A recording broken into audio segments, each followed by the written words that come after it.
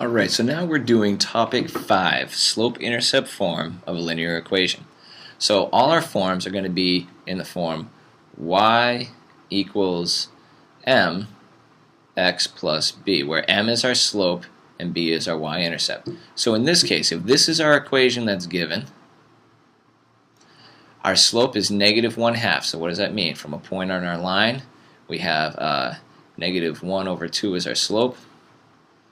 So we go down 1 over 2, right? Down 1 over 2. That gives us the slope of our line, and the plus 2 is the y-intercept. So 1, 2 on the y-axis, right? This is the y-axis, this is the x-axis.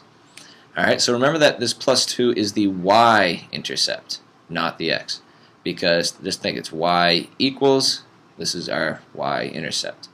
So you need to be able to go from the graph, or from the equation, and tell me the slope and y-intercept.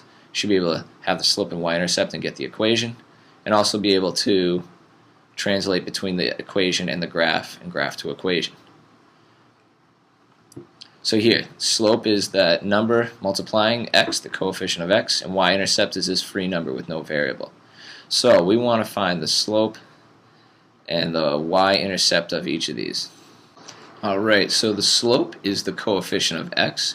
That's not number in front there, so it would be a 2/3 for this problem. And then the y-intercept is going to be the freestanding number, the number with no variable.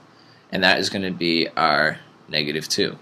Now be careful, the y-intercept always includes the sign in front of it. So our y-intercept here is negative 2. Here our y-intercept is 10. That's this number here. Here our slope is 2. In this case, it would be a negative 1/5. So that's that number. And slopes can be fractions, of course. And here there's no y-intercept, so that's kind of like a plus 0. So our y-intercept would be 0 there. Here we have no slope. Alright, so our slope actually is 0. Technically this would be like a y equals 0 times x plus 4. So our last equation can be written like y equals 0 times x plus 4. So our slope is actually 0. It's a horizontal line. And then our y-intercept is a positive 4. So writing equations in slope-intercept form, if you're given the slope and y-intercept, it's just as easy as substituting m and b into the equation. Alright, so we're just going to plug this number in for m, this number in for b, substitute it in, so there's no m and no b when we're done. So this would be like y equals 3/5 x plus 0, right, because b equals 0. And then to pretty that up, or make it look better, we would not write the plus 0, we just leave it like that.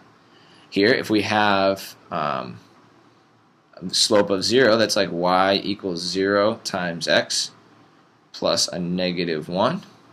Alright, well 0 times x is just 0, so we don't need to write that. We don't need to write the plus negative 1, so we really have the equation y equals negative 1. The straightforward ones are just like this one here, so you'd have y equals negative 2/3. That's our slope times x plus 1 is our y-intercept. Alright, so here's your U-try. A couple easy ones you should be able to do.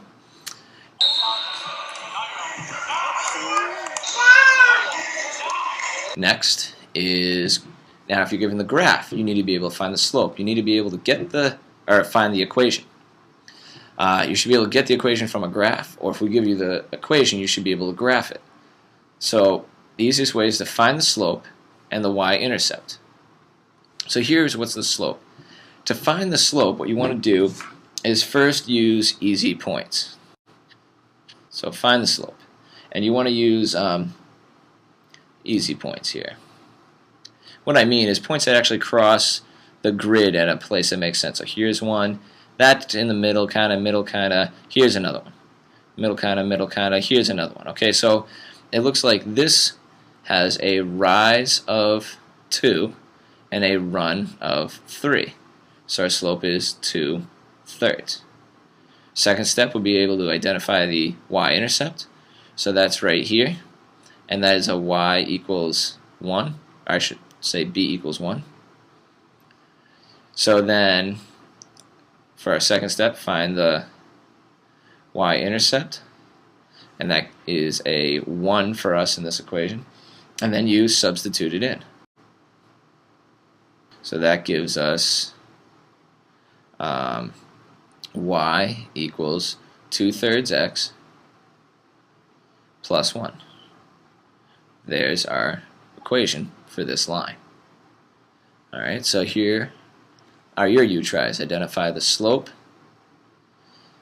the y-intercept. Alright, here we go. Find the slope, y-intercept, and then identify the equation of the line. Alright, so lastly, sometimes they give it to you in a form where it isn't already in y equals mx plus b. So you have to solve for y first. Remember in chapter 2 where we had to solve for y? Well, this is where that becomes useful. So here's an easy one. We just add the 2 over, and now we have y equals x plus 2. So here our coefficient, when there's nothing written here, it's an understood 1, so our slope is 1, and our y-intercept is 2. So to graph the equation, you'd start at y equals 2. There's our y-intercept, and do a slope of 1, up 1 over 1. And it looks better if you continue the pattern a few times, forward and backwards. It gives you a very straight looking line. There we go. Here, you have to add the 1/3 x to both sides. So we want to end up with y equals 1 plus 1/3 x is the same as 1/3 x plus 1. So now we have our slope, or our y-intercept, and our slope. So start with the y-intercept, it's a positive 1, and then use your slope, rise of 1, run of 3. So up 1 over 3, up 1 over 3. You can also continue the pattern backwards, down 1, back 3.